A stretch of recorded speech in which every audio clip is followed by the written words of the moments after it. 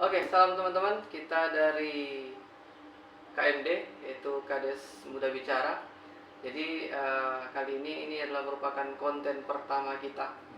Ya, ini bersama saya Novel dan rekan saya Maxon Puguman. Oke, jadi kita berdua ini adalah sama-sama desa yang bertetangga. Begitu Pak Kades ya? Cocok. Desa yang bertetangga. Jadi ini inisiatif dari Pak Kades Maxon sebenarnya, sehingga kita Mau buat konten ini. buat konten atau bikin channel ya. Ya. Bikin channel. Jadi tujuannya sebenarnya adalah untuk edukasi ya. Selain edukasi, kita sosialisasi juga ya. Betul. Oke, jadi begitu. Jadi ini perlu teman-teman juga ketahui bahwa kita ini cuma kades, tapi belum tahu kades mana dulu. Iya. Jadi mesti dikenalkan Iya. juga bahwa saya Maxon Puguman, kades dari Desa Tumungan Ulus, Kecamatan Bunta, Kabupaten Banggai, Provinsi Sulawesi Tengah. Dan ini Saya ya, dari Desa Hion, tetangga dari ya, Desa Ulos. Kita sama-sama dari Kecamatan Bunta. Ini tujuannya supaya rekan-rekan di seluruh Indonesia bisa kenal bahwa ada kades muda yang di luar jangkauan. ya. Di luar jangkauan maksudnya yang jauh ya. Gitu. Betul. Dan di channel ini juga kita akan berbagi berbagai macam ide dan juga gagasan kita sebagai kades muda yang ingin membangun desa kita. Dan ini juga bisa memberikan juga edukasi kepada seluruh masyarakat, baik itu masyarakat yang ada di perkotaan maupun yang khususnya ada di desa, bahwa ada beberapa hal yang mungkin menjadi problem ataupun menjadi masalah di desa, itu bisa kita ketahui apa solusinya dan bagaimana sih sebenarnya permasalahan itu. Sebenarnya alasan Bapak untuk jadi kepala desa itu kenapa? Dengan umur yang berapa tadi umurnya ya, belum 27 tahun. 27. Iya. Jadi, Sebenarnya kenapa alasannya itu? Ya, jadi pertama tentunya ini berasal dari kemauan dulu, ya kan, kemauan dari kita melihat bagaimana sih desa itu mau maju, gitu. Kalau kita ibarat tidak mau terjun juga menjadi sebagai pemimpin di desa. Jadi pertama memang itu keinginan pertama dari dalam hati, bagaimana sih ingin memajukan di desa, gitu, untuk supaya bisa dilihat sebagai desa yang lebih baik daripada yang sebelumnya. Jadi ini yang menjadi kerinduan kami selaku kades muda, sampai kenapa kita mau terjun ke dunia kepala desa ini. Jadi itu dulu, itu yang paling mendasar sebenarnya, ingin melihat desa ini mau berkembang atau mau maju ya, kira-kira begitu. Kalau Bapak bagaimana? Oke, kalau tadi Pak Kades ini karena kemauan, ya. Kalau saya beda lagi Pak. Oke, kalau saya itu sebenarnya saya bukan bercita-cita untuk jadi kepala desa, karena basicnya saya ini adalah seorang pendidik, guru. Mantap. Ya, jadi hanya saja karena kepercayaan dari masyarakat di desa saya khususnya, sehingga saya termotivasi untuk maju mencalonkan diri menjadi kepala desa. Dan selanjutnya mungkin kita mau bahas tentang visi ya, misi ke depan sesuai dengan apa yang telah dipaparkan sebelumnya pada Kades, toh. Jadi supaya juga masyarakat tahu, oh sebenarnya apa sih yang tujuan seorang Novel ini, toh, kades muda ini untuk desa Hion, toh, khususnya di saya. Bagaimana sih sebenarnya? Oke, jadi artinya saya simpulkan saja, saya rangkum ya, kalau kita mau jabarkan itu panjang sekali. Cuman pada dasarnya visi dan misi saya untuk menjadi kepala desa itu lebih ke pembangunan. Karena begini, di pemerintahan sebelumnya itu artinya kita, karena saya juga terus terang sudah terlibat di pemerintahan sebelumnya. Sebelum saya jadi kepala desa, sebenarnya saya sudah ada di internal sebagai aparat desa saat itu. Artinya kita itu sudah sangat banyak melakukan pemberdayaan itu, sehingga menurut saya masyarakat kita itu sudah mampu memajukan perekonomiannya, masing-masing melalui program-program pemberdayaan di pemerintahan sebelumnya. Jadi sehingga saya berkeinginan di kepemimpinan saya ini saya lebih ke pembangunan dulu. Iya, lebih ke pembangunan. Kenapa? Menurut pandangan saya, suatu desa itu dikatakan maju itu selain pertumbuhan perekonomian, itu bisa dilihat juga dari infrastrukturnya. Iya, infrastruktur. Jadi saya ingin bahwa desa saya itu yang dulunya mungkin terbelakang dari segi pembangunan infrastruktur. Jadi saya ingin bagaimana caranya supaya kita bisa memajukan infrastruktur dulu. Iya, kalau saya lebih ke situ sih sebenarnya. Cuman tidak mengesampingkan pemberdayaan juga. Cuman artinya kalau kita presentasikan, kalau visi misi saya itu lebih cenderung ke pembangunan infrastruktur. Kalau terkait masalah yang sering dihadapi menjadi kepala desa ini kira-kira apa? Ya kan, karena pasti banyak teman-teman tuh bilang jadi kades itu kan enak, ya kan, cuman duduk di kantor lah apa semua. Jadi sekarang mungkin ada unek-unek yang perlu disampaikan. Sebenarnya bukan unek-unek juga juga ya. Iya, cuman begini Pak guys. Sebenarnya kalau mau dibilang seorang kepala desa itu enak, itu menurut saya suatu pemahaman yang bukan salah, tapi keliru. Iya. Kenapa? Karena begini, menjadi seorang pimpinan itu tanggung jawabnya besar sekali. Saya rasa Pak Kades juga paham. Iya, betul. Orang pacaran diurus. Bukan begitu juga. Mentang-mentang kita berdua ini masih jomblo, urusannya orang pacaran, tidak seperti itu. Maksudnya begini, kalau seorang kepala desa itu kadang-kala urusannya itu kompleks. Ya, betul. Itu segala orang punya diurus. Nah, dan masalah yang sejauh ini saya alami yang bukan tidak mampu, tapi yang saya rasa agak sedikit lebih berat untuk saya laksanakan atau saya selesaikan itu adalah masalah pertanahan. Pertanahan. Iya. Terkait dengan sengketa-sengketa lahan. Ya ini kan artinya ini sering muncul kalau kita di pemerintah desa sering muncul seperti ini. Ya ini kalau saya selama saya menjabat ini sudah ada beberapa permasalahan sengketa lahan yang coba saya tangani dan alhamdulillah bisa teratasi. Cuman memang agak pusing juga ya kan. Itu kalau saya lebih ke situ, lebih masalah di pertanahan ya. Lebih seperti itu. Kalau Pak Kades sendiri bagaimana? Kalau saya sih hampir sama ya kan? Kompleksitas permasalahan di desa itu luar biasa. Tadi kan kepala desa itu hampir semua urusan diurus. Iya. Nah, tadi mulai yang saya agak sedikit just kidding tuh, jadi masalah jokes. Itu segala masalah orang pacaran saja diurus atau ibarat yang sebenarnya di luar konteks sebagai pemerintahan ya kan. Saya sebenarnya setuju sudah ada adat yang harusnya bisa mengatur itu. Tapi karena kita sebagai pemerintah desa jadi ibarat semua hal-hal yang konteks yang permasalahan di desa itu pasti akan dibawa. Iya. Selagi masuk di pemerintah berarti pasti tidak mau harus kita yang selesaikan. Masalah itu orang perceraian lah atau masalah rumah tangga itu pasti dibawa gitu. Nah itu apalagi kita yang masih muda ini.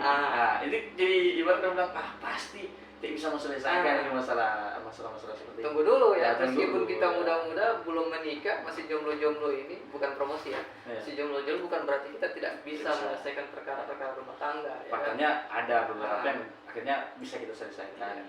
Dan memang sebenarnya desa itu kan, kepala desa itu kan tidak harus juga menyelesaikan. Kalau memang artinya si yang kedua bersangkutan atau permasalahan ini tidak bisa lagi ditangani di desa, ya silakan kasih rekomendasi ke kecamatan ataupun ke pihak yang lebih berwajib lagi, kepolisian dan sebagainya. Jadi sebenarnya pada dasarnya ini kita kepala desa ini bukan menentukan siapa salah siapa benar, ya kan? Kita ini hanya sebagai mediator. Ketika ada yang bersengketa, kita hadirkan. Kemudian kita mediasi. Mana? Apa kompromi mau sebenarnya? Ketika kedua belah pihak sepakat untuk berdamai, kita damaikan, ya kan? Kalau tidak berarti silakan lanjut, kita buatkan rekomendasi, seperti itu. Jadi memang akan jadi sebuah kebanggaan tersendiri apabila kita bisa menyelesaikan masalah di dalam desa seperti itu. Karena artinya berarti desa itu dianggap mampu menyelesaikan masalahnya. Jadi ya intinya jadi kepala desa senangnya. Tapi yang paling mendasar sih kalau saya punya itu waktu. Ya kadang kalau dulu tuh jadi kepala desa itu masih bisa kemana-mana atau masih bisa ibarat tidur siang masih enak lah. Kalau sekarang kayak tidak bisa tidur juga kan? Ya tiba-tiba ada orang, bahkan sampai malam juga biasa ada orang. Iya, kadang-kala itu jam istirahat, ada saja orang ketuk pintu. Pak Kades minta tolong ini Tapi itu DP seni. Nikmatnya di situ ya kan? Nikmatnya di situ. Terus untuk tahun ini apa programnya? Kegiatannya di desa? Kalau saya tahun ini kita pada dasarnya masih menjalankan lanjutan program, ya kan. Di antaranya ada stunting, ya pemberantasan atau apa namanya pengurangan angka stunting, ya kan, itu masih menjadi program utama kita. Selain itu ada juga COVID, ya. Masih COVID itu kayaknya masih ada ya, karena kita masih menganggarkan BLT, ya kan. Kita masih menganggarkan BLT, jadi itu masih artinya masih ada lah seperti itu. Jadi ini juga supaya mungkin masyarakat juga tahu bahwa dalam penganggaran atau APBDes itu memang sebenarnya tidak serta-merta 1M itu semua digunakan untuk kegiatan. Ini kadang yang jadi apa framing di masyarakat kan seolah-olah ini 1M ini bisa dibelanjakan untuk apapun gitu. Padahal sebenarnya faktanya semua sudah diatur, ada tupoksinya masing-masing. Dari Permendes, di Perbuk sudah diatur ini untuk ini untuk ini. Jadi kadang ada kesalahan menanggapi dari masyarakat itu sering kali salah. Dikira 1M itu semua dikelola oleh kepala desa. Padahal tidak.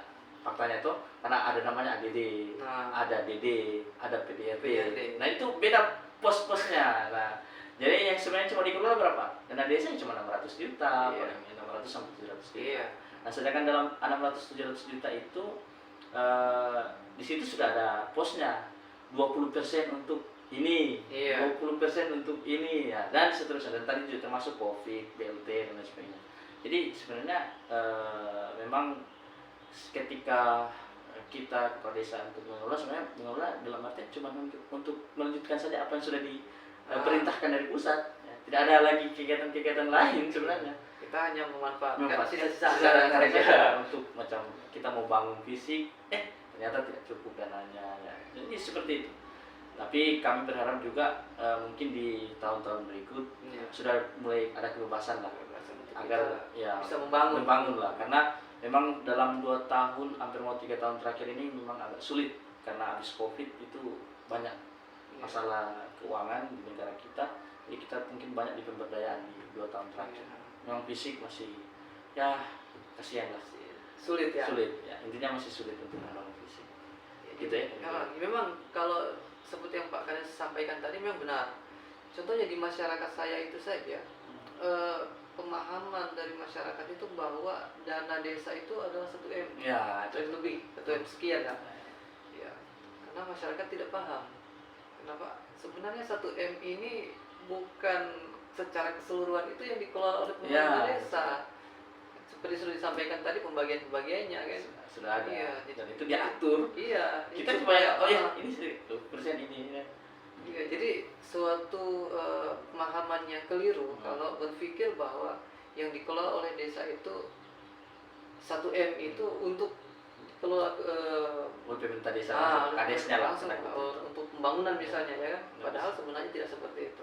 Ya, dan juga sering juga jadi permasalahan kan ketika kebijakan yang kita ambil, contoh ada contoh BNT, daftar namanya ini. Itu seolah kita yang tentukan. Padahal kita coba untuk rangkum bagaimana sih sebenarnya, karena kayak dananya sekarang ini sudah turun. Contoh tahun ini kan 20% saja untuk BNT. Itu bagaimana untuk mencari nama-nama ini, itu sulit juga. Kita seolah mengambil kebijakan yang salah, bermasalah gitu. Masalahnya begini, karena di tahun sebelumnya itu kan 40%, ya kan. Kemudian tahun sekarang turun lagi persentasenya. Jadi ini yang jadi permasalahan kita di desa adalah bagaimana caranya mengurangi jumlah penerima. Ya mungkin saja yang tahun kemarin misalnya ada 70-an. Tahun ini tiba-tiba misalnya jadi 50-an, ya kan. Jadi yang 20 ini pasti sudah pasti. Ini hal yang tidak mungkin kalau ini tidak akan muncul polemik Iya, di masyarakat. Ya, cuman kembali lagi itu sudah menjadi tanggung jawab kita Nah, siap sebagai di kepala desa, siap artinya di untuk memberikan pemahaman Iya, ya kan. Karena seorang pimpinan itu harus siap salah dulu. siap salah dulu. Ya. Dan itu- Tidak enaknya terus ya kan. Sebenarnya lebih banyak tidak enaknya. Cuman tidak enaknya. Iya. Cuman karena tadi itu karena rasa ingin membangun itu, jadi tadi Iya. kan apa dasar dari kita mau jadi kepala desa tadi itu mau membangun, mau untuk memberikan dedikasi kita untuk desa ini toh. Apalagi saya juga termasuk masih sarjana toh, dan juga ini bapak juga sarjana pendidikan, saya sarjana pertanian. Jadi ibarat tridharma perguruan tinggi itu harus kita Iya. berikan juga di desa gitu. Ya, memang sebenarnya jadi kepala desa ini kalau mau suka senang jangan jadi pemimpin. Ya. Ya, jadi pemimpin. Mending jadi pengusaha saja. Iya, Ya kan? betul sekali. Kalau untuk jadi pemimpin apalagi kepala desa itu saya pikir tidak akan ada pesanan-pesanan, ya itu karena kita nikmati itu pekerjaan. Toh kita nikmati dia punya masalah, bagaimana keluar dari masalah. Ini yang bisa kebanggaan tersendiri. Gitu. Karena bedanya antara pemimpin di desa Hmm. dengan pemimpin yang setingkat Iya, lebih iya. di atasnya kita adalah kalau misalnya ya pemimpin yang di atas kita itu kan tidak bersinggungan langsung dengan masyarakat. Ya, betul. Sementara kita sebagai kepala desa ini Kita bersinggungan terus. langsung. Iya. Terus dites juga, Nah, tes pakai jadi ketika ada kebijakan yang artinya yang masyarakat kurang terima, langsung sasarannya kita lagi kepala desa. langsung. Iya. Jadi tinggal bagaimana kita mempelajari suatu kebijakan, Ya. kemudian kita mengambil suatu tindakan untuk menjelaskan, memberi pemahaman, Ya. ibaratnya mengedukasi masyarakat. Jadi setiap ada kebijakan baru, tugas kita untuk mengedukasi masyarakat supaya masyarakat bisa sinkron dengan kebijakan. Iya. Gitu. Dan memang banyak problematika terutama dalam hal contoh ada bantuan dari dinas lah atau dari tingkat daerah tingkat 1 atau tingkat 2 itu kadang kan tidak sinkron dengan kita di desa. Contoh PKH, BPNT gitu tuh. Pas kita mau kasih bantuan ternyata dia double. Nah, ini masalah lagi. Terus macam tadi ya biasa terjadi juga macam contoh tahun ini saya punya di desa juga kan ada beberapa masyarakat yang mengeluh karena dia dikeluarkan dari BLT karena dia termasuk dalam PKH dan BPNT di tahun lalu. Nah, pada awal Januari kan kita sudah tetapkan harus daftar nama untuk menerima BLT. Nah, ternyata berjalannya waktu di tahun ini ternyata dia sudah dikeluarkan dari PKH dan BPNT. Nah, bagaimana kita Masalah lagi. Masalah lagi kan? Jadi masalah lagi. Nah, itu. Padahal pada awalnya sudah betul apa yang kita ambil toh bahwa memang harus keluarkan dari daftar penerima BLT. Nah, itu contoh salah satunya.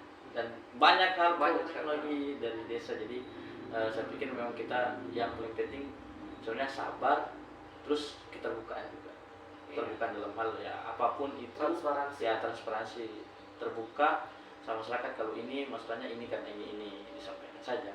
Karena memang masyarakat itu khususnya di desa itu kebanyakan memang karena tingkat pemahaman yang rendah. Jadi kita kalau salah sedikit mengambil kebijakan ya tetap akan ada efeknya sama kita. Tapi ketika kita juga mau komunikasi pasti dong terima. Iya. Karena masyarakat desa itu kan cenderung rasa sosialnya tinggi, simpatinya tinggi. Jadi artinya masalahnya paling cuma karena ada kesalahpahaman saja. Kalau orang sudah pahami kita bisa jelaskan selesai persoalan. Tidak macam persoalan mungkin di daerah perkotaan yang mungkin sudah individualis lebih tinggi. Jadi kadang ada persoalan begitu langsung ke ranah hukum dan sebagainya. Nah, itu yang tidak terjadi kalau di desa. Semoga harapan saya juga di desa-desa akan selalu seperti itu. Harus seperti itu. Ya, seperti itu. Ada baiknya disampaikan saja. Kalau macam jengkel, kenapa begini kebijakan kepala desa, silakan datang, terus sampaikan saja langsung di kepala desa langsung. Jadi lebih enak lah untuk cerita. Iya, semua sebenarnya kembali ke komunikasi. Iya, komunikasi. Iya, karena pada dasarnya kita di desa itu kan asasnya musyawarah. Jadi ketika ada hal-hal yang mungkin tidak sejalan, tidak sepemikiran, bisa kita pecahkan dalam diskusi musyawarah. Seperti itu. Dan itu juga fungsi juga dari BPD mitra kita. Iya, mitra. Jadi BPD bisa disampaikan ke BPD dan BPD akan sampaikan ke kita. Iya. Itu luar biasa sekali. Makanya Kalau mau bilang desa itu dalam artian mau maju, itu sebenarnya dia tidak bisa hanya kepala desa sendiri yang berpikir. Iya. Dalam artian kepala desa itu sebagai ibarat punya ide, dan pelaksanaannya itu tetap harus yang masyarakat juga. Iya. Harus ikut membantu lah. Oh, saya ingin begini-begini desanya saya ke depan begini. Programnya ini. Kalau sudah bagus programnya atau rencana jangka panjang sudah bagus, tapi ketika pelaksanaan di lapangan tidak bagus, ya sama juga dengan bohong. Iya. Tidak pasti tidak akan terlaksana itu visi misi tadi yang saya sampaikan. Jadi pulang-pulang kembali lagi itu satu hati, satu jiwa untuk membangun desa, sama-sama. Iya. Jadi memang pada dasarnya membangun desa itu kerjasama ya, Kerjasama. di antara pemerintah desa, kemudian ada mitra kita di BPD, kemudian yang paling utama adalah masyarakat. Ya. Jadi sebagus apapun program, sebagus apapun Ya. visi misi kita, kalau itu tidak cerdas kita mensosialisasikan ke masyarakat, mengedukasi masyarakat, Mental, ya. iya, ujung-ujungnya program itu tidak akan jalan juga, kandas jadinya. Iya. Betul. Jadi kembali lagi bagaimana cara kita mengedukasi, menyampaikan ke masyarakat. Gitu. Oke, jadi itu terkait program. Ya, Sekarang begini, kita bahas apa lagi tentang desa kita masing-masing. Pak Kades ini sejauh mana sebenarnya memahami soal desanya Pak Kades? Kita kembali ke sejarah dulu. Sejarah. Saya juga sebenarnya penasaran dengan desa Bapak ini. Meskipun kita bertetangga, Ya. saya tidak terlalu memahami secara mendalam. Ya, sebenarnya terkait sejarah desa ini kita juga sementara untuk mengulik kembali sejarah desa. Tapi ada beberapa narasumber yang sudah saya coba wawancarai atau diskusikan juga terkait sejarah desa, dan saya sudah dapatkan garis-garis besarnya.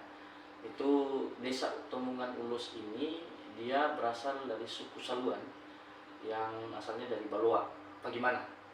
Itu Baloa Pagimana. Dan mereka turun dulu di wilayah perkampungan yang namanya Tombongan, yang sekarang itu wilayah Dusun 4, Desa Gunohop, Kecamatan Semparaya.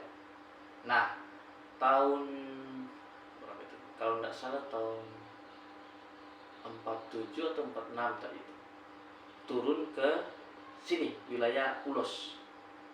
Balolok itu dekat sama Bumpe desa. Itu di situ tempat mereka pertama. Untuk sebenarnya cuma untuk berkebun ya, kebun saja, untuk tanaman atau mata pencarian lah dari di situ. Terus kemudian beberapa tahun kemudian mereka pindah di sini, di wilayah perkampungan ini. Jadi Tombongan itu diambil dari daerah sana, daerah Semparaya itu di Gunung. Terus Ulos itu tempatnya mereka pertama di sini. Nah, dan di situ banyak kayu ulos. Kalau di sini jadi ulos itu nama kayu. Nama kayu. Nama kayu. Jadi di situ di Bololok itu memang banyak sebenarnya kayu ulos itu. Sekarang masih ada tuh kayu. Masih ada, masih banyak. Kayaknya saya perlu saya lihat kayu itu seperti apa. Betul. Itu baduri DP kayu. Tapi keras juga, cuman cepat kena kabumbu juga itu kayu itu. Jadi lapung, itu cepat lapung juga. Jadi nama Tombongan Ulus itu diambil dari kata itu tadi. Tombongan itu berasal dari daerah awal mereka turun dari Baloa sana, yang ada di sekarang sudah suku asli yang di sini. Suku Saluan Suku asli itu dari Tombongan ya. Tombongan yang sekarang itu Gunung Dusun. Iya, berarti Tombongan pindah ke sini. Ya, pindah ke sini. Pada saat di sini artinya bisa ketika membangun desa ini banyak kayu ulos mungkin dinamakan. Ya, gitu. Jadi namakan Tombongan Ulus. Jadi waktu terus itu Tombongan Ulus. Jadi sampai dengan berdirinya desa mungkin sekitar tahun 83 kalau tidak salah itu sudah desa. Kepala desa pertama kalau tidak salah Bapak almarhum ini sama Om Amos desa terus sampai dengan hari ini. Jadi kepala desa atau kepala kampung di desa Tombongan ini lumayan panjang dia punya periode. Iya, kita juga tidak paham semua ya. Iya. Dan periode waktunya maksudnya untuk jabatan mereka sampai ada yang 9 tahun, atau ada yang 18 tahun. Maksudnya panjang semua periode waktunya untuk menjabat. Tidak sering ganti-ganti pimpinan, tidak. Itu sejarah di Tombongan Ulus. Jadi kalau mau bilang umur ya sekarang sudah sekitar 77 tahun, 78 tahun. Berarti 1983. Ya, itu baru dari desa. Tapi untuk perkampungan sudah lama. Sudah lama. Kampung sekitar 1946 kalau salah itu. Ya, seperti itu. Kalau Bung, bagaimana? Oke. Kalau saya itu kebetulan nama desa saya itu adalah Desa Hion. Ya, saya berdiskusi juga dengan tetua-tetua yang ada di situ. Jadi Desa Hion itu sebenarnya diangkat atau diambil dari bahasa Saluan. Hion itu artinya banyak duri. Iya. Banyak duri.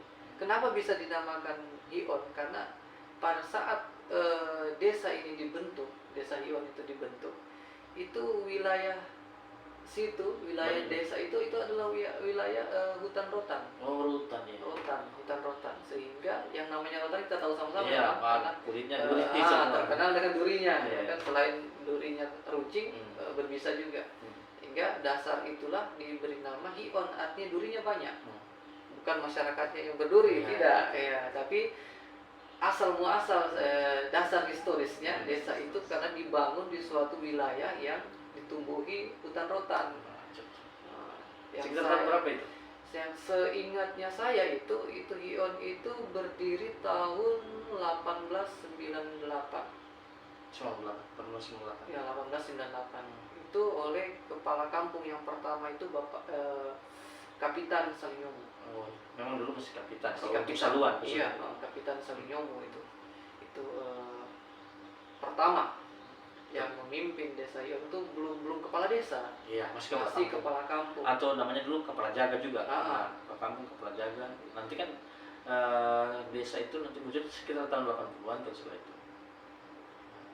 Oke, jadi supaya ketika orang-orang tanya sebenarnya Hion itu apa sebenarnya? Iya, jadi sini saya buka saja ya. Jadi desa Hion itu adalah desa yang diambil dari bahasa Sumbu Saluan yang artinya banyak durinya. Banyak duri itu berangkat dari dasar historisnya bahwa kawasan itu sebelum menjadi desa itu adalah hutan rotan yang penuh dengan duri. Itu sehingga dinamakan banyak duri. Ya, diterjemahkan dalam bahasa Saluan adalah Hion. Itu dasar asal muasal ya. Kalau kita mau bicara panjang soal sejarah desa, mungkin kita bikin satu season sendiri. Ini hanya perkenalan ya. Karena kalau kita bicara sejarah ini tidak akan selesai. Mungkin panjang. Saya juga akan datangkan saja langsung tokohnya. Iya, seperti itu. Ya, orang tua. Kalau Pak Kades mungkin tahu, sekarang itu sudah kepala desa yang keberapa? Kepala desa ke 1, 2, 3, 4. Saya. Tidak, kalau dari masih ingat kalau dari pemimpin pertama. Kepala kampung, dari mulai kepala kampung. Kepala kampung pertama itu namanya Sepaknya. Nah, ini memang orang Berhoban ya, itu warga Sepak. Terus kemudian ada sudah ada pembahasan. Jadi kira-kira seberapa itu Pak? Terus Benyamin Dada. Terus kemudian masuk ke Amos Pesan. Yester Pesan terus saya sekarang. Ini kalau tidak salah ya, karena saya juga sudah. Kalau saya itu sudah kepala desa ke-19. Oh, Kepala desa. Jadi ke-19 ini saya. 19. Jadi kalau kita mau kita mau Cukup banyak pergantian cari ya, kita mau selidiki sejarah, kita harus cari satu persatu ini dari kepala desa pertama sampai. Ya, saya sudah berencana untuk khusus desa Temelos ini, saya sudah coba untuk rangkul ulang ini semua datanya, wawancara dulu semua toh, karena masih ada juga orang-orang tua kita di sini, jadi kita sementara data. Dan saya sudah punya rencana untuk buat baliho yang menggambarkan bagaimana sejarah desa Temelos itu, toh dari mulai kepala kampungnya sampai kepala desa sekarang ini. Jadi dibuatkan satu terus tempel di balai desa. Supaya kenapa? Supaya masyarakat juga akan mengetahui, khususnya generasi muda. Ya, dan juga rasa memiliki desa ini ada diperkuat kembali, karena ternyata saya punya marga dulu kan, ini kan Saluan kan, jadi ada ibarat marganya kan masih turun temurun, masih ada sampai saat ini. Jadi kemudian bisa rasa memiliki itulah muncul untuk sama-sama membangun desa. Karena kalau tidak ada rasa memiliki sampai kapanpun ya pasti biasa aja Iya. desa menjadi begini, nggak apa-apa. Salah satu cara untuk membangkitkan rasa memiliki Ya, adalah kita gali dari sejarah. sejarahnya. Kita kenalkan Kita sejarah. kenalkan sejarahnya. Nah, seperti itu. Begitu. Saya juga kurang lebih seperti itu. Saya Harus masih wajib. mencoba untuk mengumpul dasar-dasar historis dari desa saya sendiri. Kemudian kalau kemarin saya sempat bicara-bicara dengan beberapa tokoh, itu saya bilang luar biasa. Karena sejarah ternyata cukup panjang sekali sejarahnya. Karena kita mau cari tahu dari kepala desa pertama sampai ke saya ke-19 itu luar biasa. Karena saya masih kepala kampung itu saja, saya bingung orang siapa itu. Iya. Karena yang seingat saya itu atau yang sepengetahuan kita, apalagi generasi muda itu hanya dari kapan dikenal sebagai kepala desa. Iya. Tapi yang sebelum kepala desa itu kadang-kala sudah sulit untuk, kecuali kita ketemu dengan orang-orang yang memang ditokohkan, orang-orang yang memang tahu sejarah.